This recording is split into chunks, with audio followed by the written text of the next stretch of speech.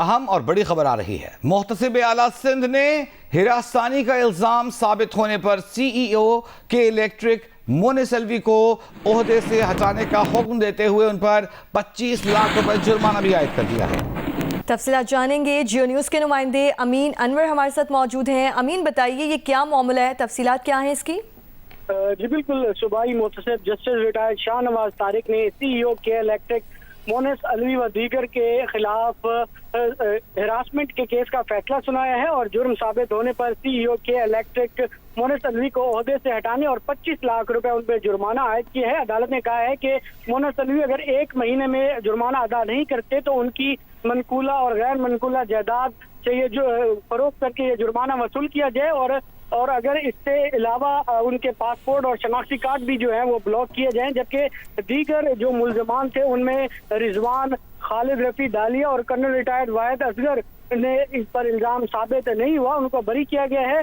शिकायत कुनिंदा का ये इल्जाम था कि 2019 में उन्हें के इलेक्ट्रिक में चीफ मार्केटिंग ऑफिसर के ओहदे पर तैनात किया गया था, जिसके बाद मोनिस अलवी ने वर्क प्लेस पर उन्हें मुख्तलिफ तरीकों से हिरासमेंट की है और मेंटली टॉर्चर की है, जिसके बाद ये शिकायत दर्ज कराई गई थी और आज जो साबित होने पर सीईओ के इलेक्ट्रिक मोनिस अलवी को ओहदे से हटाने और 25 लाख रुपए जुर्माना आयद किया गया है उन पे। बहुत शुक्रिया अमीन अनवर आपका।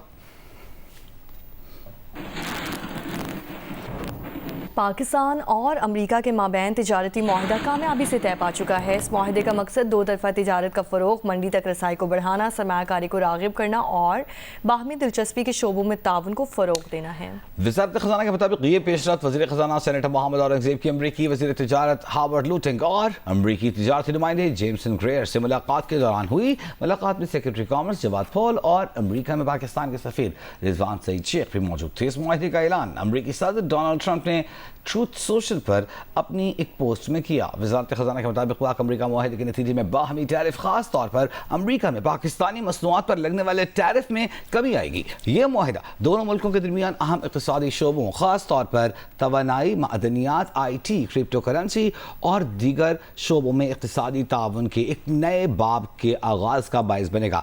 वज़ारत ख़ज़ाना के मुताबिक ये मुआहदा अमरीका के साथ पाकिस्तान के तिजारती ताल्लुकात को फ़रोग़ देने, खुसूसन उन ताल्लुकात को की रियासतों तक बढ़ाने के हवाले से जारी कोशिशों में मुआविन साबित होगा। वज़ारत ख़ज़ाना के मुताबिक इस मुआहदे के तहत दोनों मुल्कों को एक दूसरे की मंडियों तक बेहतर रसाई मुयस्सर आएगी और पाकिस्तान के बुनियादी ढांचे और तरक्याती मनसूबों में अमरीकी सरमायाकारी में इजाफा मुतवक्की है।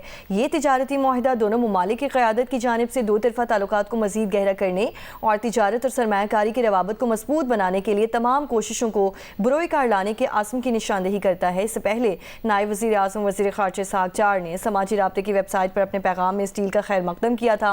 इसहाक़ डार ने कहा था कि अमेरिका से तिजारती डील तय पा गई है, अल्हम्दुलिल्लाह।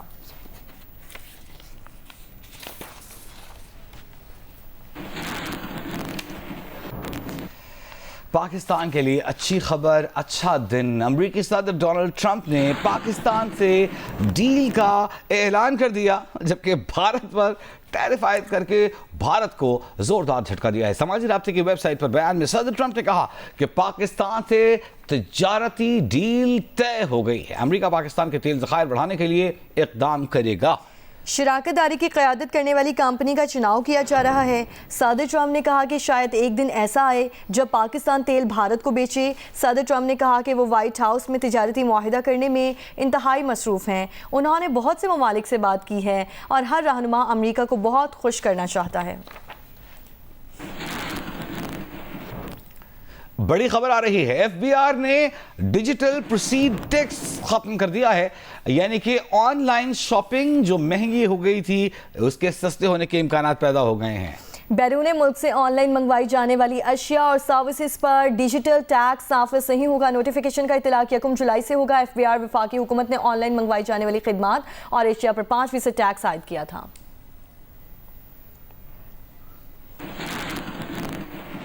अहम खबर आपको देंगे, पाकिस्तान ने खला की वसअतों को सर करने की ठान ली है। Pakistan space and spheres research commission का नया रिमोट सेंसिंग सैटेलाइट चीन के ज़ीजियांग सैटेलाइट लॉन्च सेंटर से खला में कामयाबी से रवाना कर दिया गया। हमेशा इस पर रिपोर्ट कर रहे हैं। ज़मीन के मुशाहिदे का पाकिस्तान का रिमोट सेंसिंग सैटेलाइट ज़मीन के मदार में दाखिल हो गया। ये मनाजिर सुबह 7:30 बजे के हैं, जो सुपार्को कॉम्प्लेक्स कराची में चीन के सैटेलाइट लॉन्च सेंटर से बराह रास्त दिखाए गए। सुपार्को माहिरीन के मुताबिक रिमोट सेंसिंग सैटेलाइट जदीद इमेजिंग सलाहियतों के ज़रिए शहरी मनसूबाबंदी, आफात से निपटने, खुराक के तहफ़्फ़ुज़ और माहौलियाती तहफ़्फ़ुज़ में इनकलाब लाएगा। ये सैटेलाइट माहौलियाती तब्दीलियों की निगरानी, आबी वसाइल के इंतज़ाम, ज़रई नक्शाबंदी और जंगलात की कटाई पर नज़र रखने में भी मददगार साबित होगा। प्री डिज़ास्टर प्रिपेयर्डनेस के हवाले से भी ये बहुत ज़्यादा हेल्पफुल होता है सैटेलाइट इमेजरी का डाटा सेट्स, क्योंकि आप अपनी वल्नरेबल लोकेशंस को आइडेंटिफाई कर सकते हैं। जैसे लैंडस्लाइड्स के एरियाज़ हैं, प्रोन एरियाज़, उनको आइडेंटिफाई कर सकते हैं। सैटेलाइट से बेसिकली आप बड़ी प्रिसाइजली जो है अपनी अर्थ की जो फीचर्स हैं उनको मैप कर सकते हैं। और जब हम सैटेलाइट्स अपने तमाम लैंड, जो कि वेरी डिफ़िकल्ट होता है कि आपने फ़िज़िकल सर्वे कैरी आउट करें, उसका अल्टरनेटिव ये है कि अगर सैटेलाइट से पिक्चर्स ली जाती हैं, उनसे हम, जैसे हमारी आइज़ जो हैं वो 3D व्यू करती हैं, इसी तरह अगर सैटेलाइट एक ही जगह की 2 पिक्चर्स ले लेता है तो उसकी हाइट की इंफॉर्मेशन आ जाती हैं, तो उससे हम अपनी रिस्क आइडेंटिफाई कर सकते हैं। सुपार्को के तहत इस वक्त 5 सैटेलाइट्स पहले ही खला में काम कर रहे हैं, जो ज़मीन की निगरानी, मवासलाती सहूलियात और साइंसी तहकीक के लिए इस्तेमाल हो रहे हैं। माहिरीन के मुताबिक इस सैटेलाइट की तैयारी में बैनुल-अक़वामी शराकतदार भी शामिल रहे हैं और इसका इस्तेमाल मुकम्मल तौर पर पुरअमन और तरक्याती मकासद के लिए किया जाएगा। कैमरामैन मोहम्मद साजिद के साथ उन्नीबा ज़मीर शाह, जो न्यूज़, कराची। आगे बढ़ें और वज़ीर-ए-आज़म शहबाज शरीफ ने वफाकी वज़ीर पावर सरदार अवैस लगारी को ख़त लिखकर अच्छी कारकर्दगी पर उनकी तारीफ़ की है। वफाकी वज़ीर अवैस लगारी ने 780 अरब रुपए की गर्दिशी कर्जा ख़त्म करने में कलीदी किरदार अदा किया है। 35 IPP से पुराने मुआहदे ख़त्म करने और नए मुआहदे में अवैस लगारी की बेहतरीन कोशिशें रहीं। 6 IPP से बिल्कुल मुआहदे ख़त्म करने और रिफॉर्म से कौम को 3.6 ट्रिलियन रुपए से ज़ायद का फ़ायदा हुआ। ख़त के मंदरजात में कहा गया है कि 8 रुपए 35 पैसे फ़ी यूनिट के टैरिफ की कमी से बिजली के सारिफिन को तारीख़ी रिलीफ मिला। वज़ीर-ए-आज़म ने ख़त में उम्मीद ज़ाहिर की कि तवानाई सेक्टर में बेहतरी और मुआशी सूरत हाल बेहतर होगी।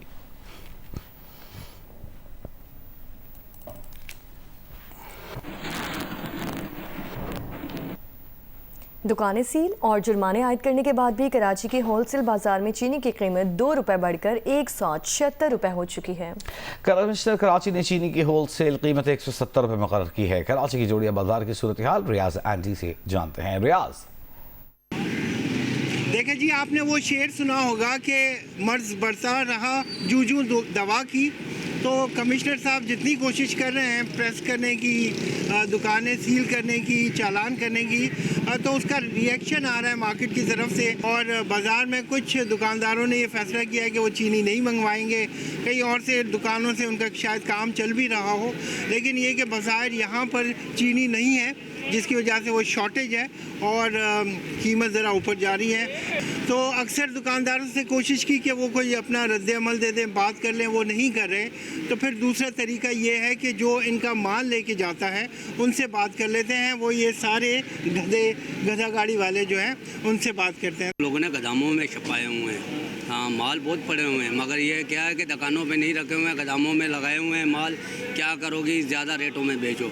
अभी मार्केट गवर्नमेंट बोल रही है 170 में बेचो चीनी ना, तो अभी मार्केट कितनी चल रही थी कल 174 पे, आज 178 में बेच रहे हैं। तो लेकिन आज माल आया भी नहीं है भाई, बाजार में नहीं आया हुआ है माल, इस लोगों के पास हज़ारों के सबसे कट्टे गोदामों में पड़े हुए हैं। गली में आई नहीं चीनी का, जना एक कट्टा भी नहीं आया चीनी का यहाँ। गली में नहीं आया? हाँ, दुकानों पे गोदाम तो है ही नहीं यहाँ। यहाँ कौन सा गोदाम है, सब दुकानें हैं। बहरहाल ये है कि इस वक्त चीनी का रेट 2 रुपये बढ़ चुका है होलसेल के अंदर।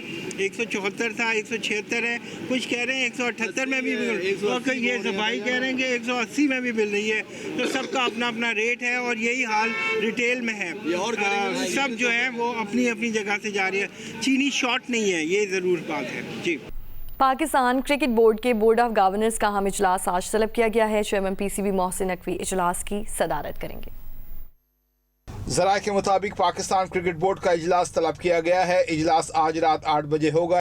इजलास की सदारत चेयरमैन PCB मोहसिन नकवी करेंगे और ज़्यादातर अरकान की ऑनलाइन शरीक होने का इम्कान है। चेयरमैन क्रिकेट के अमूर पर इजलास को तफसीली ब्रीफिंग देंगे। जिसमें आईसीसी मीटिंग में होने वाले फैसले और तजावीज़ के अलावा एशियन क्रिकेट काउंसिल के इजलास और एशिया कप के मुत्तहिदा अरब अमारात पर होने वाले इजलास पर भी बात होगी। ज़राए का कहना है WCL में भारत के पाकिस्तान के खिलाफ खेलने से इनकार के बाद पैदा होने वाली सूरत हाल का भी जायज़ा लिया जाएगा और इस पर पॉलिसी भी बयान की जाएगी। और अब आपको बताएं कि वज़ीर-ए-आज़म यूथ प्रोग्राम के तहत क्रिकेट टैलेंट की तलाश के लिए लाहौर कलंदर्स के सिलेक्टर फैसलाबाद पहुंच गए हैं। जी, वज़ीर-ए-आज़म यूथ प्रोग्राम के तहत क्रिकेट टैलेंट की तलाश के लिए लाहौर कलंदर के सिलेक्टर्स फैसलाबाद पहुंच चुके हैं और रीजन भर से नौजवान जो क्रिकेटर्स हैं उनकी एक बड़ी तादाद यहां पर फैसलाबाद ज़री यूनिवर्सिटी के वीमेंस स्पोर्ट्स कम्प्लेक्स के क्रिकेट ग्राउंड में सुबह से ही पहुंची हुई है और यहां पर अब ट्रायल्स शुरू हो चुके हैं। जो अच्छे टैलेंट जिसमें बल्लेबाज बॉलर्स की यहां पर तलाश की जा रही है और जो खिलाड़ी यहां पर पहुंचे हैं वो खासे पुरजोश हैं और ये ट्रायल्स का जो सिलसिला है ये 2 रोज़ तक जारी रहेगा और आज पहले रोज़ 5 बजे तक ट्रायल्स होंगे, जबकि उसके बाद अगले मरहले में दूसरे रोज़ भी ट्रायल्स किए जाएंगे। फुटबॉल के शौक में चकवाल के गांव सदोवाल से लाहौर शिफ्ट होने वाली नाजिया बतूल से मिलवाते हैं। चकवाल के एक छोटे से कस्बे सदवाल से बिलोंग करती हूँ और मुझे खेलते हुए तकरीबन 14 साल हो गए हैं। मेरी जो सिस्टर थी वो बेसिकली जब मैं एथलीट थी तो वो फुटबॉलर थी, तो मेरी मदर चाहती थी कि ये भी फुटबॉल खेले ना। मैंने अपनी मदर की ख्वाहिश को लेके और फिर मुझे भी क्रेज़ होने लग गया तो फिर मैंने फ़ुटबॉल की जॉर्नी स्टार्ट की और अब इंशाल्लाह नेशनल आ रही है दिसंबर में। मैं चाहती हूँ कि मैं नेशनल में अच्छा परफॉर्म करूँ और फिर पाकिस्तान खेलूँ इंशाल्लाह। AFL का ब्लेज़र भी है मेरे पास, मैच रेसलिंग का भी ब्लेज़र है। 2021 में मैंने मैच रेसलिंग में वर्ल्ड कप खेला उज़्बेकिस्तान में। लाहौर आना मेरे लिए आसान नहीं था लेकिन मेरी मजबूरी थी क्योंकि चकवाल में जो था ग्राउंड तो थे लेकिन इस तरह मेरे पास कोई कोच नहीं था, फैसिलिटीज़ इस तरह की नहीं थी कि मैं, क्योंकि मेरा जो अभी ख्वाहिश है कि मैं इंटरनेशनल लेवल पे पाकिस्तान को रिप्रेजेंट करूं फुटबॉल में। मेरे जो फुटबॉल कोच है वो भी मैंने हायर किया हुआ जो मुझे ट्रेनिंग करवाता है और जो मेरे जिम का है वो भी मैंने अपना जिम ट्रेनर भी हायर किया जो मुझे ट्रेनिंग करवाता है। सिर्फ मुझे नहीं, मेरी फैमिली की बहुत ज़्यादा बातें सुननी पड़ी, लेकिन मेरी फैमिली जो थी वो सपोर्टिव थी। ट्रैवल एंड टूर्स की कंपनी मैंने बनाई, उसका काम करती हूँ, क्लॉथिंग ब्रांड है उसका काम करती हूँ, दिन में ही मैं ये सारे काम करती हूँ। मैं इन्फ्लुएंसर भी हूँ, जैसे कि बहुत से ब्रांड मुझसे कांटेक्ट करते हैं मॉडलिंग के लिए, प्रमोशंस के लिए। डेली मुझे बहुत ज़्यादा प्रमोशंस के मैसेजेस आ रहे होते हैं, बहुत से ब्रांड्स के आ रहे होते हैं कि आप हमारा शूट करें, तो मुझे बातें सुननी पड़ती हैं लेकिन मेरा शौक़ है तो फिर मैं तो करूँगी, जो मेरा शौक़ है मैं वो करूँ, क्यों ना मुझे लोगों की बातें सुननी पड़े। भारत ने कौमी इदारों को सियासी मकासद के लिए इस्तेमाल करना शुरू कर दिया। भारतीय फौज का अगस्त में हिमाचल प्रदेश की वादी स्पीति में ड्रोन मुकाबले का ऐलान। मुकाबला 10 से 24 अगस्त तक जारी रहेगा। भारतीय मीडिया के मुताबिक हिमाचल और उत्तराखंड में चीन के साथ लाइन ऑफ एक्चुअल कंट्रोल की निगरानी सेंट्रल कमांड के सुपुर्द कर दी गई। फौज के साथ ड्रोन फेडरेशन ऑफ इंडिया भी शराकतदार होगी। मुकाबले का मकसद ऑपरेशन सिंदूर के बाद ऊंचे मकामात पर जंगी हालात में ड्रोन की कारकर्दगी का जायजा लेना है। भारतीय मीडिया रिपोर्ट में कहा गया है कि मुकाबले में हिस्सा लेने वाले ड्रोन साज इदारे किसी भी चीनी पुर्जे का इस्तेमाल नहीं कर सकते। इन इदारों को 10,700 फुट की बुलंदी पर कुदरती रुकावटों के ऊपर अपने ड्रोन की कारकर्दगी का मुजाहिरा करना होगा। भारतीय नाक़िदीन का कहना है कि इन ड्रोन मुकाबलों की तशहीर में भारतीय फौज को इश्तिहारी मुहिम का हिस्सा बनाकर बीजेपी ने कौमी इदारों को सियासी हथियार में बदल दिया है। मुल्क की मफाद के नाम पर अवामी फलाह का बजट जंगी सरमायाकारी और दिफाई तमाशों की नज़र किया जा रहा है। ऐसे इक़दामात से फौजी मोदी हुकूमत खित्ते को जंग की तरह धकेल रही है। ऑपरेशन सिंदूर की नाकामी पर पर्दा डालने के लिए फौज को सिक्योरिटी के बजाय सियासी फायदे के लिए इस्तेमाल कर रही है।